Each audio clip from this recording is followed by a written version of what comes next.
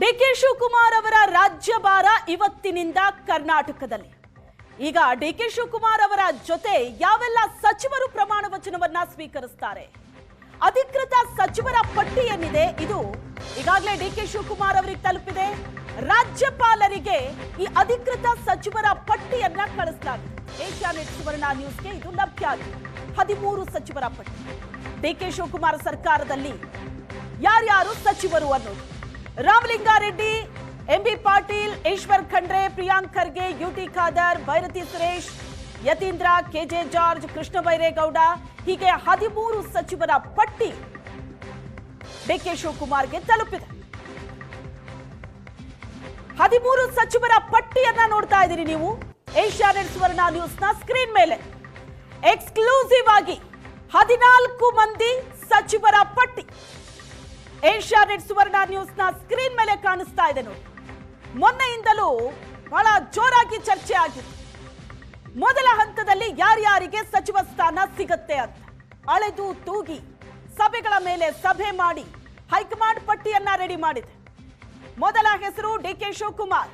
ರಾಜ್ಯದ 24ನೇ ಮುಖ್ಯಮಂತ್ರಿಯಾಗಿ ಇವತ್ತು ಪ್ರಮಾಣ ವಚನ ಸ್ವೀಕರಿಸುತ್ತಾರೆ.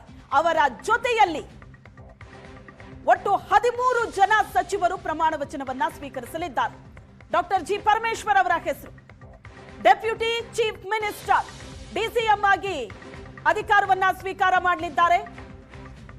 ಏಕೈಕ DCM.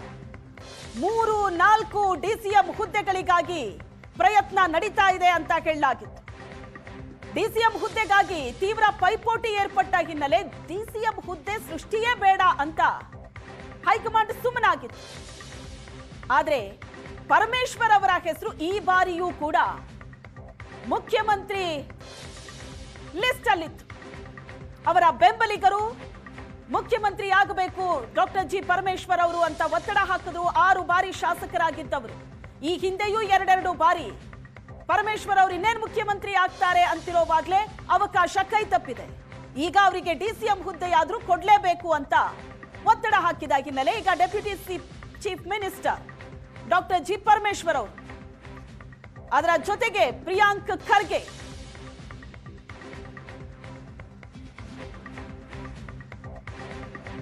Muniyappa, George, MB Patil, Ramalinga Reddy, Eshwar Khandre ಇವರೆಲ್ಲರೂ ಪಟ್ಟಿಯಲ್ಲಿದ್ದಾರೆ. ಮುಖ್ಯಮಂತ್ರಿಯಾಗಿ ಡಿಕೆ ಶಿವಕುಮಾರ್ ಪ್ರಮಾಣ ವಚನವನ್ನ ಸ್ವೀಕರಿಸಿದ್ರೆ ಉಪಮುಖ್ಯಮಂತ್ರಿಯಾಗಿ ಡಾಕ್ಟರ್ ಜಿ ಪರಮೇಶ್ವರ್ ಅವರು ಪ್ರಮಾಣ ವಚನವನ್ನ ಸ್ವೀಕರಿಸಲಿದ್ದಾರೆ. ಒಟ್ಟು 14 ಮಂದಿಯ ಪಟ್ಟಿ ರಿಲೀಸ್ ಆಗಿದೆ. ಏಷ್ಯಾನೆಟ್ ಸುವರ್ಣ ನ್ಯೂಸ್ ನಲ್ಲಿ ಎಕ್ಸ್ಕ್ಲೂಸಿವ್ ಆಗಿ ನೋಡ್ತಾ ಇದ್ದೀರಿ ಯಾರ್ಯಾರಿಗೆ ಸಚಿವಗಿರಿ ಅಂತ. KH Muniyappa, George, MB Patil, Ramalinga Reddy, Priyank Kharge, UT Khader, Eshwar Khandre, Yathindra Siddaramaiah, Byrathi Suresh, Sharan Prakash Patil. ಒಟ್ಟು 14 ಮಂದಿ ಮುಖ್ಯಮಂತ್ರಿಗಳು ಕೂಡ ಸೇರಿದಂತೆ ಸಚಿವರ ಅಧಿಕೃತ ಪಟ್ಟಿ ಹೊರಬಿದ್ದಿದೆ. ಸಂಜೆ 4 ಗಂಟೆಗೆ ಪ್ರಮಾಣ ವಚನವನ್ನ ಸ್ವೀಕರಿಸಲಿದ್ದಾರೆ. 4 ಗಂಟೆ 5 ನಿಮಿಷಕ್ಕೆ ಲೋಕಭವನದಲ್ಲಿ ಕಾರ್ಯಕ್ರಮ ನಡೆಯುತ್ತೆ. ಕೊನೆ ಹಂತದ ತನಕವೂ ಕೂಡ ಸೀಕ್ರೆಟ್ ಆಗಿ ಇತ್ತು ಪಟ್ಟಿ. ಇದೇ ಪಟ್ಟಿಯನ್ನ ಫೈನಲ್ ಮಾಡೋದಕ್ಕೆ ಕಳೆದ 2 ದಿನಗಳಿಂದ ದೆಹಲಿಯಲ್ಲಿ ಬಹಳ ದೊಡ್ಡ ಸರ್ಕಸ್ ನಡೀತು. ಬ್ಯಾಕ್ ಟು ಬ್ಯಾಕ್ ಸಭೆಗಳಾಯಿತು. ಡಿಕೆ ಶಿವಕುಮಾರ್ ಮತ್ತು ಸಿದ್ದರಾಮಯ್ಯನವರು ದೆಹಲಿಯಲ್ಲೇ ಇದ್ರು. ಇಬ್ಬರ ಕೈಯಲ್ಲೂ ಒಂದೊಂದು ಪಟ್ಟಿ ಇತ್ತು ಯಾರ್ಯಾರು ಸಚಿವರಾಗಬೇಕು ಅಂತ. ಮೊದಲ ಹಂತದ ಪಟ್ಟಿಯಲ್ಲಿ ಬಹುತೇಕ ಹಿರಿಯರಿಗೆ ಅವಕಾಶ ಸಿಕ್ಕಿದೆ. 2ನೇ ಹಂತದ ಪಟ್ಟಿ ರೆಡಿ ಆಗೋವಾಗ್ಲೂ ಬಹಳ ದೊಡ್ಡ ಜಟಾಪಟಿ ಅಂತೂ ಪಕ್ಕ. ಅಳೆದು ತೂಗಿ 2ನೇ ಹಂತದ ಪಟ್ಟಿ ಕೂಡ ರಿಲೀಸ್ ಆಗತ್ತೆ. ಆದ್ರೆ ರಾಜ್ಯಸಭೆ ಎಲೆಕ್ಷನ್ ನಂತರ ಕ್ಯಾಬಿನೆಟ್ ರಚನೆಯಲ್ಲಿ ಲೆಕ್ಕಾಚಾರದ ಹೆಜ್ಜೆ ಇಟ್ಟಿದ್ದಾರೆ ಡಿಕೆ ಶಿವಕುಮಾರ್. ಪ್ರಮುಖ ಸಮುದಾಯಗಳ ವಿಶ್ವಾಸವನ್ನ ಗಳಿಸೋದಕ್ಕೆ ಎಚ್ಚರಿಕೆಯ ಹೆಜ್ಜೆ ಇಟ್ಟಿರೋದು. ಪ್ರಮಾಣ ವಚನಕ್ಕೂ ಮುನ್ನ ಬಿಎಸ್ವೈರನ್ನ ಭೇಟಿಯಾದ್ರು, ದೇವೇಗೌಡರನ್ನ ಭೇಟಿಯಾದ್ರು. ಮೊದಲ ಹಂತದಲ್ಲಿ ಯಾರ್ಯಾರಿಗೆ ಮಣೆ ಹಾಕಲಾಗಿದೆ? ಡಿಕೆ ಶಿವಕುಮಾರ್ ಸೇರಿದಂತೆ 2 ಒಕ್ಕಲಿಗ, 3 ಲಿಂಗಾಯತ, ಅಳೆದು ತೂಗಿ ಪಟ್ಟಿ ರೆಡಿ ಮಾಡಿದ್ದಾರೆ. 3 ದಲಿತರಿಗೆ ಸಚಿವ ಸ್ಥಾನ ಸಿಕ್ಕಿದೆ. ಒಬ್ಬರು ವಾಲ್ಮೀಕಿ ಸಮುದಾಯಕ್ಕೆ ಸೇರಿದವರು, ಒಬ್ಬ ಮುಸ್ಲಿಂ, ಇನ್ನೊಬ್ರು ಕ್ರಿಶ್ಚಿಯನ್. 2ನೇ ಹಂತದಲ್ಲಿ ಇನ್ನಷ್ಟು ಸಮುದಾಯ ಪ್ರಾದೇಶಿಕವಾಗಿ ಸಂಪುಟ ರಚನೆ ಆಗುತ್ತೆ. ಡಿಕೆ ಶಿವಕುಮಾರ್ ಅವರ ಸಂಪುಟದಲ್ಲಿ 3 ದಲಿತರಿಗೆ ಸಚಿವ ಸ್ಥಾನ ಸಿಕ್ಕಿದೆ. ಬಹಳ ಎಚ್ಚರಿಕೆ ಹೆಜ್ಜೆಯನ್ನ ಇಟ್ಟಿದ್ದಾರೆ. ಸಿದ್ದರಾಮಯ್ಯನವರ ನೇತೃತ್ವದಲ್ಲಿ ಕಾಂಗ್ರೆಸ್ ಸರ್ಕಾರ 3 ವರ್ಷ ಅಧಿಕಾರವನ್ನ ಪೂರೈಸಿದೆ. ಇನ್ನುಳಿದ 2 ವರ್ಷ ಬಹಳ ದೊಡ್ಡ ಸವಾಲಿದೆ. ಯಾವುದೇ ರೀತಿಯಾದಂತಹ ಗೊಂದಲಗಳು ಆಗದ ರೀತಿಯಲ್ಲಿ ಡಿಕೆ ಶಿವಕುಮಾರ್ ಅವರು ಎಚ್ಚರಿಕೆಯ ಹೆಜ್ಜೆ ಇಟ್ಟಿದ್ದಾರೆ. ಪ್ರಮುಖ ಸಮುದಾಯಗಳನ್ನ ಗಮನದಲ್ಲಿಟ್ಟುಕೊಂಡು ಸಚಿವ ಸ್ಥಾನವನ್ನ ಹಂಚಿಕೆ ಮಾಡಿದ್ದಾರೆ. ಲೆಕ್ಕಾಚಾರದ ಹೆಜ್ಜೆ ಇಟ್ಟಿದ್ದಾರೆ ಡಿಕೆ ಶಿವಕುಮಾರ್ ಅವರು. ಪ್ರಮುಖ ಸಮುದಾಯಗಳ ವಿಶ್ವಾಸ ಗಳಿಸೋದಕ್ಕೆ ಎಚ್ಚರಿಕೆಯ ಹೆಜ್ಜೆಯನ್ನ ಇಟ್ಟಿರೋದು.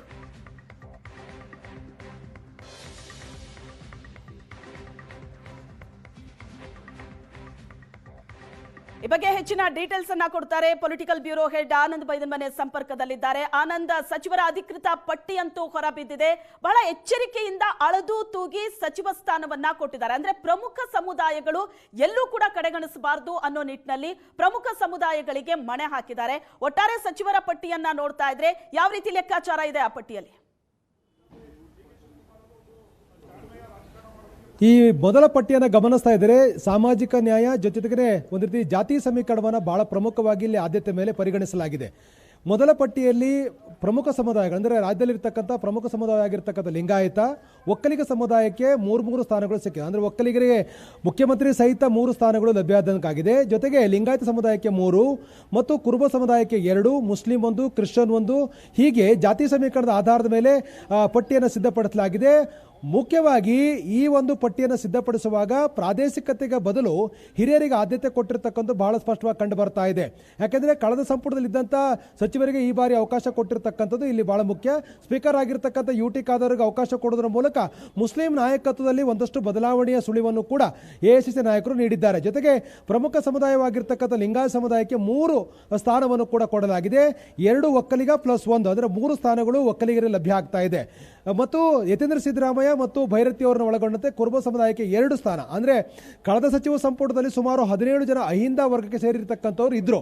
ಈ ಬಾರಿಯೂ ಕೂಡ ಆ ವರ್ಗವನ್ನು ಆದ್ಯತೆಯ ಆಧಾರದ ಮೇಲೆ ಪರಿಗಣಿಸಬೇಕಾಗಿರುವಂಥ ಹಿನ್ನೆಲೆಯಲ್ಲಿ ಒಂದು ನಿರ್ದಿಷ್ಟವಾಗಿರ್ತಕ್ಕಂಥ ಸೂತ್ರವನ್ನು ಜಾರಿ ಮಾಡಿ ಕಳೆದ ಸಂಪುಟದಲ್ಲಿರ್ತಕ್ಕಂಥ ಸಚಿವರನ್ನು ಒಳಗೊಂಡಂತೆ ಸಾಮಾಜಿಕ ನ್ಯಾಯ ಕೊಡುವಂಥ ಪ್ರಯತ್ನವನ್ನು ಮಾಡಲಾಗಿದೆ.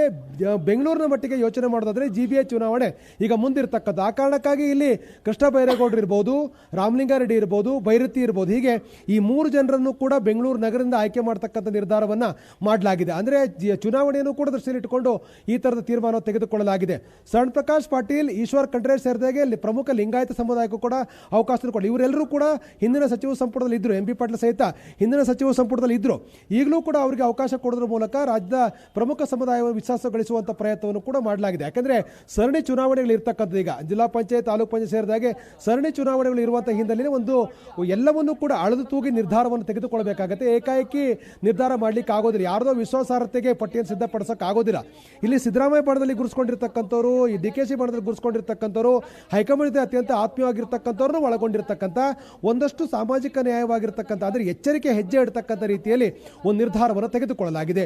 ಮತ್ತೊಂದು ಬಹಳ ಪ್ರಮುಖ 2ನೇ ಪಟ್ಟಿ ಸಿದ್ಧಪಡಿಸುವಾಗ ಈಗ ತುಂಬಾ ಕ್ರೂಷಲ್ ಇರತಕ್ಕಂಥದ್ದು ಪ್ರದೇಶವಾರು, ಪಕ್ಷಕ್ಕೆ ಸಲ್ಲಿಸಿರ್ತಕ್ಕಂಥ ಸೇವೆ ಮತ್ತು ಅವರು ಯಾವ ಪಡೆದವರು, ಇವೆಲ್ಲವೂ ಕೂಡ ಬಹಳ ಪ್ರಮುಖ ಆಗುತ್ತೆ. ನಾವು ಅಂದ್ಕೊಂಡಿದ್ವಿ DK ಶಿವಕುಮಾರ್ ಪರವಾಗಿ ನಾಯಕತ್ವ ಬದಲಾವಣೆ ಆಗಬೇಕು ಅಂತ ಗಟ್ಟಿ ಧ್ವನಿ ಮೊಳಗಿಸಿರ್ತಕ್ಕಂಥ ಚಲುವರಾಯಸ್ವಾಮಿಗೆ ಈ ಬಾರಿ ಅವಕಾಶ ಇಲ್ಲ, ಲಕ್ಷ್ಮೀ ಹೆಬ್ಬಾಳ್ಕರ್ಗೆ ಅವಕಾಶ ಇಲ್ಲ. ಯಾಕೆಂತಂದ್ರೆ ಈ ಜಾತಿ ಸಮೀಕರಣ ಮಾಡುವಾಗ ಇಲ್ಲಿ ಹೈಕಮಾಂಡೇ ಅಂತಿಮ ನಿರ್ಧಾರ ತೆಗೆದುಕೊಂಡಿರ್ತಕ್ಕಂಥ ಬಹಳ ಸ್ಪಷ್ಟವಾಗಿ ಕಂಡು ಬಂದಿರುವಂತಹ ಹಿನ್ನೆಲೆಯಲ್ಲಿ ಈ ಪಟ್ಟಿಯನ್ನು ಗಮನಿಸ್ತಾ ಇದ್ರೆ ಅಳದು ತೂಗಿ ಎಚ್ಚರಿಕೆ ಹೆಜ್ಜೆ ಇಡ್ತಕ್ಕ ನಿರ್ಧಾರ ಮಾಡಲಾಗಿದೆ. ಯಡಿಯೂರಪ್ಪನವರು ಭೇಟಿ ಮಾಡಲಾಗ್ತಾ ಇದೆ. ಇನ್ನೊಂದು ಕಡೆ ಏನು ದೇವೇಗೌಡರನ್ನು ಕೂಡ ಶಿವಕುಮಾರ್ ಭೇಟಿ ಮಾಡಿದ್ದಾರೆ. ಅಂದ್ರೆ ಒಂದು ಸಂದೇಶವನ್ನು ಆಯಾಯ ಸಮುದಾಯಗಳಿಗೆ ಕೊಡ್ತಕ್ಕಂಥ ಕೆಲಸವನ್ನು ಮಾಡಲಾಗಿದೆ. ರಾಜಕೀಯ ಏನು ವೈಷಮ್ಯಗಳು ಏನೇ ಇರಬಹುದು, ವಿಚಾರಧಾರೆಗಳಲ್ಲಿ ವ್ಯತ್ಯಾಸಗಳಿರಬಹುದು, ಸೈದ್ಧಾಂತಿಕ ಭಿನ್ನತೆಗಳಿರಬಹುದು, ಏನೇ ಇದ್ರೂ ಕೂಡ ಒಂದು ಸಂದರ್ಭವನ್ನು, ಒಂದು ಶುಭ ಸಂದರ್ಭದಲ್ಲಿ, ಒಂದು ಸಂಭ್ರಮದ ಸಂದರ್ಭದಲ್ಲಿ ಎಲ್ಲವನ್ನೂ ಕೂಡ ಮರೆತು ಒಂದು ಸಮುದಾಯಕ್ಕೆ ಸಂದೇಶ ಕೊಡೋ ಪ್ರಯತ್ನ ದೇವೇಗೌಡರ ಭೇಟಿ ಮಾಡೋದ್ರ ಮೂಲಕ ಅದು ಕೊಟ್ಟಿರ್ತಕ್ಕಂಥ ಸಂದೇಶ ಬಹಳ ದೊಡ್ಡ ಮಟ್ಟದ್ದು. ಯಾಕಂತಂದ್ರೆ ಹಳೆ ಮೈಸೂರು ಭಾಗದಲ್ಲಿ ರಾಜಕೀಯವಾಗಿರ್ತಕ್ಕಂಥ ವೈರುಧ್ಯ ಇರುವಂಥ ಇಬ್ಬರು ನಾಯಕರು ಪರಸ್ಪರ ಜೊತೆಗೆ ನಿಂತಿದ್ದಾರೆ ಅಂತಕ್ಕಂಥ ಒಂದು ದೊಡ್ಡ ಸಂದೇಶ. ಶಿವಕುಮಾರ್ ಈ ವಿಚಾರದಲ್ಲಿ ಅತ್ಯಂತ ಗಂಭೀರವಾಗಿರ್ತಕ್ಕಂಥ ಎಚ್ಚರಿಕೆ ಹೆಜ್ಜೆ ಇಟ್ಟಿದ್ದಾರೆ ಅಂದ್ರೂ ಕೂಡ ತಪ್ಪಾಗಲಾರದು. ಶಿವಕುಮಾರ್ ಯಡಿಯೂರಪ್ಪನವರನ್ನು ಭೇಟಿ ಮಾಡಿದ್ದಾರೆ. ಅಂದ್ರೆ ಲಿಂಗಾಯತ ಸಮುದಾಯಕ್ಕೆ ಕೂಡ ಒಂದು ಸಂದೇಶ ಕೊಡುವ ಪ್ರಯತ್ನವನ್ನು ಕೂಡ ಈ ಮೂಲಕ ಮಾಡಿದ್ದಾರೆ. ಸೈದ್ಧಾಂತಿಕ ಭಿನ್ನತೆಗಳು ಹೊರತಾಗಿಯೂ ಕೂಡ ರಾಜಕೀಯವಾಗಿರ್ತಕ್ಕಂಥ ಮೆಚುರಿಟಿ ತೋರಿಸುವಂಥ ಪ್ರಯತ್ನವನ್ನು ಏನೋ ಇಲ್ಲಿ ಶಿವಕುಮಾರ್ ಮಾಡಿದ್ದಾರೆ.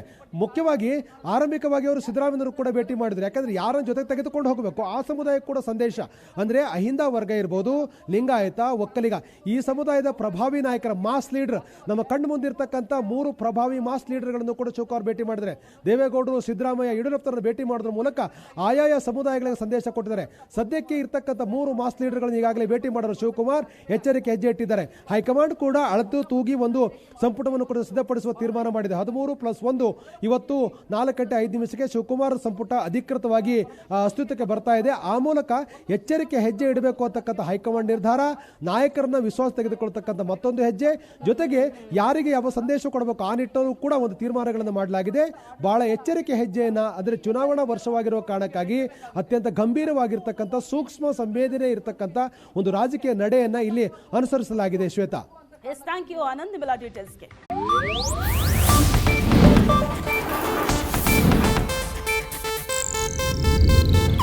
ಇದು ಏಷ್ಯಾನೆಟ್ ನ್ಯೂಸ್ ನೆಟ್ವರ್ಕ್ ಪ್ರಸ್ತುತಿ.